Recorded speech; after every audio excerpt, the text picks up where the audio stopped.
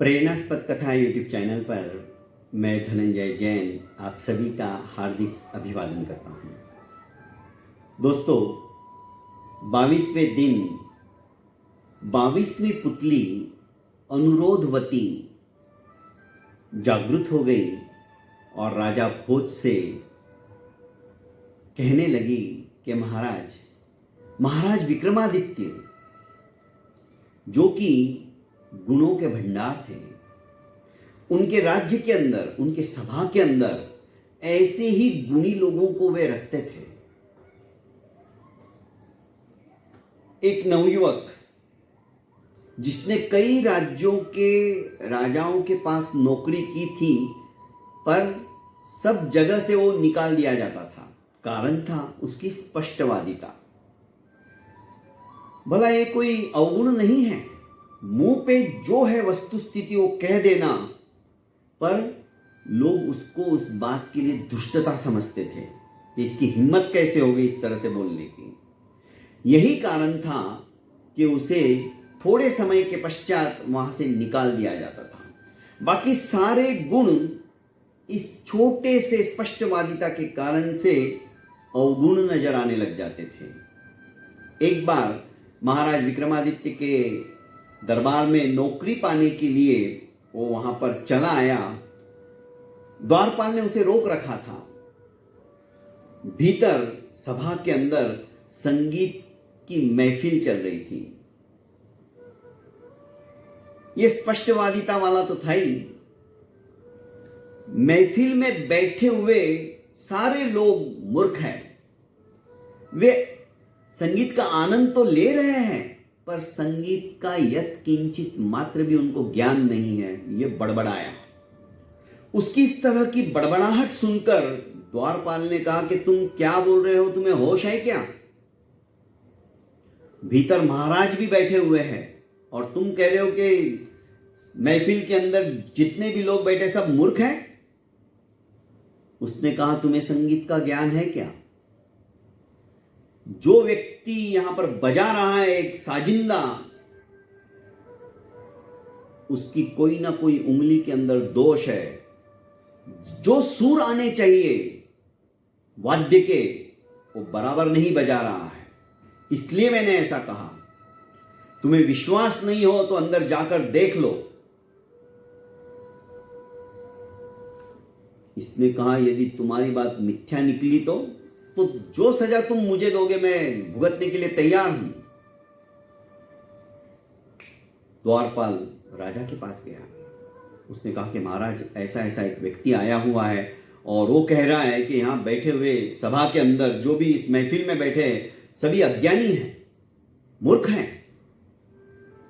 महाराज विक्रमादित्य ने उसे ससम्मान बुलाने का आदेश दिया। महफिल चालू थी।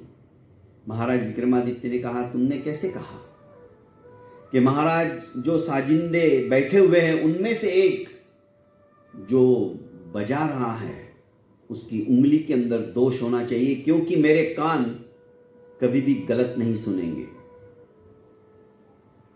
बाहर से तुम्हें कैसे पता चला? कि महाराज आप देख लीजिए ना। जब पता किया गया तो सचमुच में एक बजाने वाले के अंगूठे में कटने के कारण से उसने पट्टी बांध रखी थी और वो पट्टी की ध्वनि भी इसके कानों में आ रही थी। इतना बारीकी से सुनने वाला ये व्यक्ति और संगीत के प्रति इतनी तलस्पर्शी ज्ञान रखने वाले व्यक्ति को देखकर महाराज विक्रमादित्य बड़े खुश हुए। उन्होंने कहा कि मानना पड़ेगा, तुम्हारे कान सचमुच में संगीत के तलस्पर्शी ज्ञान को सुनकर दोष बताने में माहिर है। उसे पुरस्कृत करते हैं। ये कहता है कि महाराज, मुझे नौकरी की तलाश में आया हूं, मुझे नौकरी मिल जाए तो बहुत अच्छा। राजा विक्रमादित्य तो ऐसे लोगों को चाहते ही थे। उन्होंने अपने दरबार के अंदर उसको नियुक्त कर दिया। एक बार एक सुंदर नर्तकी उसका नृत्य गायन के साथ उसी सभागृह में रखा गया था। ये भी श्रोताओं के बीच में बैठा हुआ था। सभी लुत्फ उठा रहे थे। उसकी भाव भंगिमा, उसका नृत्य करने का अंदाज, उसके हाव भाव सचमुच में निर्निमेष दृष्टि से देखने जैसे थे। अचानक नर्तकी ने काले कपड़े पहने हुए थे, उसमें उसकी सुंदरता और ज्यादा निखार दे रही थी। गोरा देदीप्यमान चेहरा उसका, उसकी भौएं धनुषाकार जैसी, उसका नाक नक्शा सचमुच में किसी स्वर्ग की अप्सराओं को तिरस्कृत कर देने वाली मुखाकृति जैसी थी।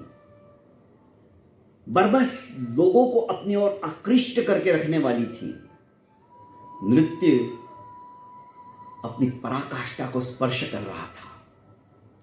अचानक एक भंवरा उड़ते हुए आता है और उसके वक्षस्थल के ऊपर बैठ जाता है। अब ऐसी स्थिति में वो नर्तकी अपना नृत्य भी बंद नहीं कर सकती थी और उसको इस तरह से हटा भी नहीं सकती थी। उसने बहुत बारीकी से, किसी के ध्यान में ही नहीं आया, ऐसे गाते गाते और नृत्य करते करते लंबी सांस ली और इतनी जोर से गाते गाते ही आलाप के पश्चात उसने उस भंवरे के ऊपर वो सांस छोड़ी। भंवरा उस गर्म सांस को, तेजी से आती हुई सांस को अपने ऊपर हवा आते ही उड़ गया वहां से। ये बारीकी से देख रहा था। किसी ने भी इस दृश्य को नहीं देखा था। वाह वाह करते हुए ये उठा और उसने अपना बेशकीमती हार निकालकर वेश्या के गले में डाल दिया। बहुत बड़ी अनुशासनहीनता थी।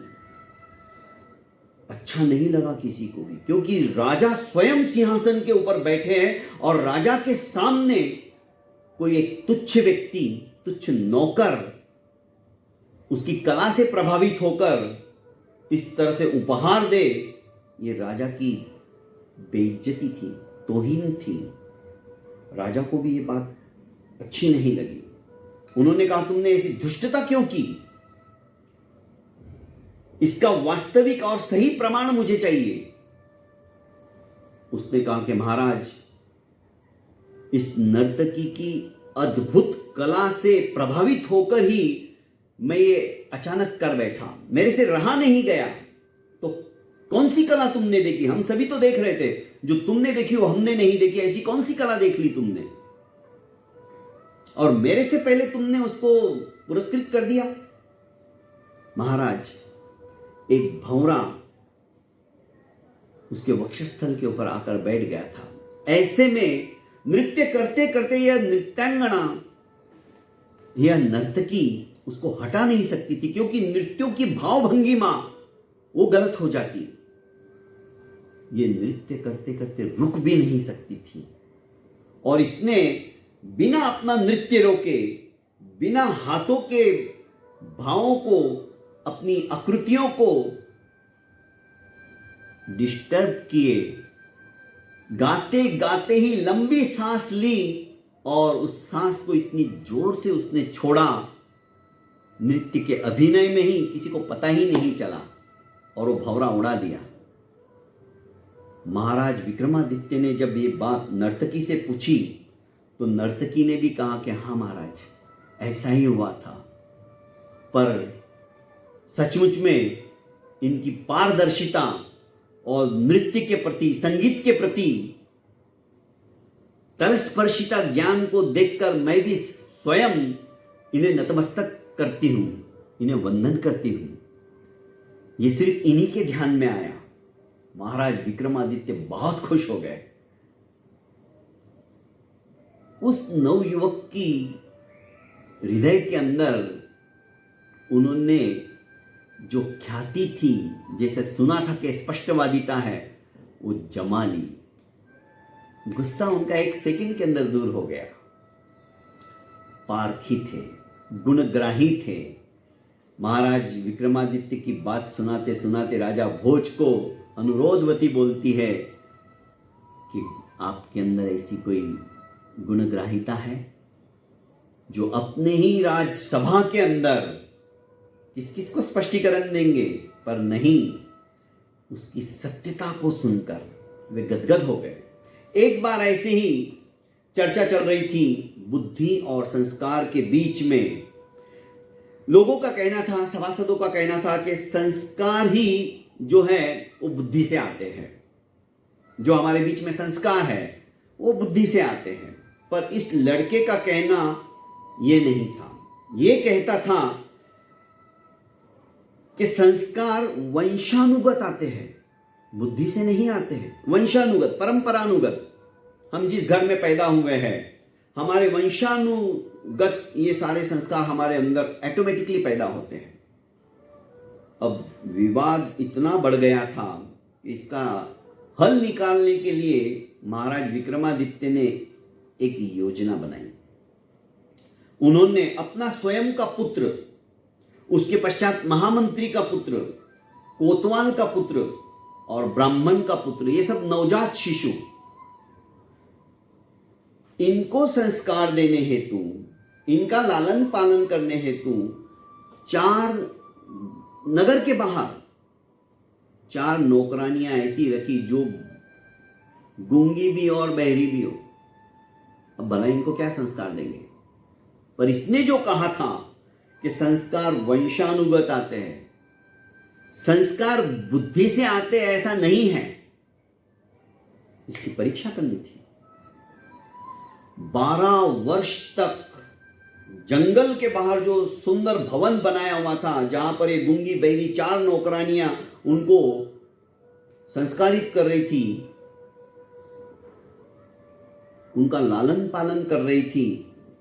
12 वर्ष के पश्चात जब दरबार में हाजिर हुए तो सबसे पहले राजा ने अपने ही पुत्र को पूछा, कुशल तो है? राजा के पुत्र ने कहा, हाँ, सब कुछ कुशल है। यही प्रश्न जब महामंत्री के लड़के से पूछा गया तो लड़का कहता है, आने वाला जो है वो एक दिन सुनिश्चित जाएगा, तो फिर कुशलता किस बात की? क्योंकि बुद्धिमत्ता थी।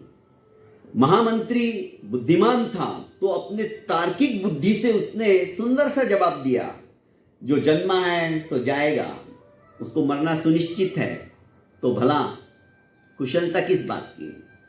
जब कोतवाल के बेटे से भी यही प्रश्न पूछा गया तो उसने कहा, चोर चोरी करता है और बेचारा निरपराध व्यक्ति मारा जाता है, तो फिर कुशलता किस बात की? क्योंकि कोतवाल का काम ही ये दंडित करना था और कई बार न्याय नहीं हो पाता था।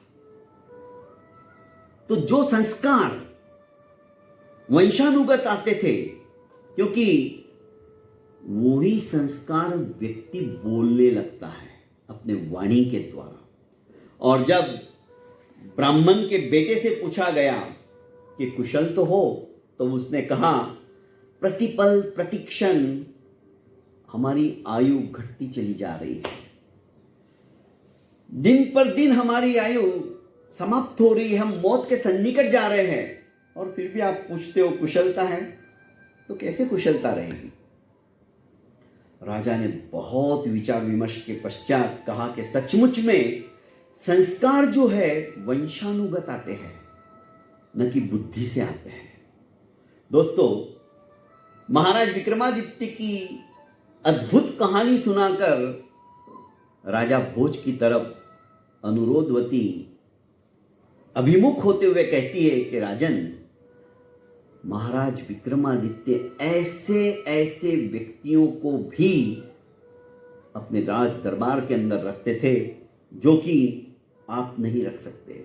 आपको उनकी दुष्टता दिखेगी। जैसे बाकी के राजाओं ने उस युवक को उसकी स्पष्टवादिता के कारण से निकाल दिया, पर महाराज विक्रमादित्य गुणग्राहिता वाले थे, गुणों की कद्र करना जानते थे, और सचमुच में उन्होंने गुणों की कद्र करते हुए उस युवक को नौकरी पे रखा, तो आज उनका भी ज्ञान अभिवृद्धित होने लगा।